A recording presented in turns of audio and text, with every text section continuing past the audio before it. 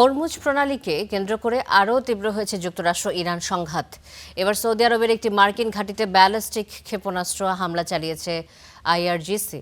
প্রায় 4 মাসের মধ্যে সৌদিতে এটি তেহরানের প্রথম সরাসরি হামলা। টানা সপ্তম রাতে মার্কিন হামলায় ইরানের হরমুজ প্রদেশে প্রাণহানি বেড়ে 7 জন দাঁড়িয়েছে।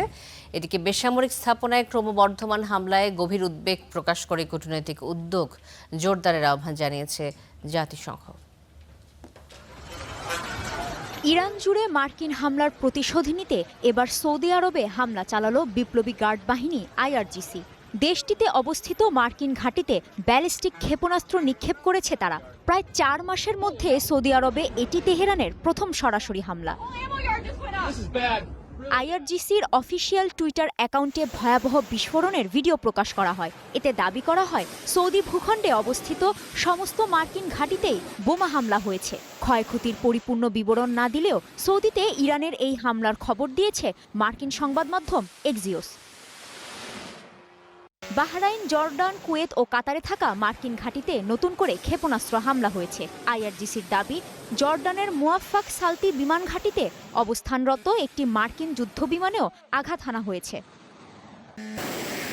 হরমুজেও কোনো ছাড় দিচ্ছে না ইরান। তেহরানের নির্দেশনা না মানা 2টি তেলবাহী জাহাজে মাইন বিস্ফোরিত হয়েছে। তবে যুক্তরাষ্ট্রের সেন্ট্রাল কমান্ড সেন্টকম এ দাবি সরাসরি প্রত্যাখ্যান করেছে।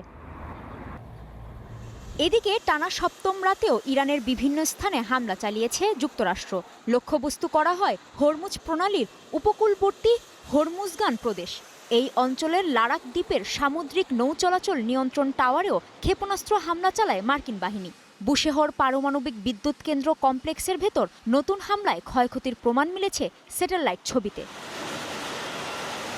ইরান বলছে পানি শোধনাগার কেন্দ্রে মার্কিন হামলায় অন্তত 20টি গ্রামের 10,000 মানুষ পানিহীন অবস্থায় রয়েছেন। এমন অবস্থায় অবিলম্বে বেসামরিক অবকাঠামোতে হামলা বন্ধের আহ্বান জানিয়েছে জাতিসংঘ। মধ্যপ্রাচ্যে ক্রমবর্ধমান উত্তেজনায় ফের উদ্বেগ প্রকাশ করেছেন জাতিসংঘ মহাসচিব আন্তোনিও গুতেরেস। বেসামরিক অবকাঠামোতে হামলা গ্রহণযোগ্য নয়। এই সংঘাতের কোনো সামরিক সমাধান নেই। দ্রুত কূটনৈতিক উদ্যোগ বাড়াতে হবে।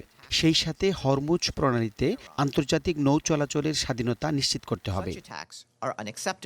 এদিকে 6 জুলাই থেকে শুরু হওয়া মার্কিন হামলায় প্রতিদিনই প্রাণ যাচ্ছে ইরানিদের। গেল 13 দিনে অন্তত অর্ধশত প্রাণহানি নিশ্চিত করেছে ইরানের স্বাস্থ্য মন্ত্রণালয়। কাজী শাহরিন, স্টার নিউজ।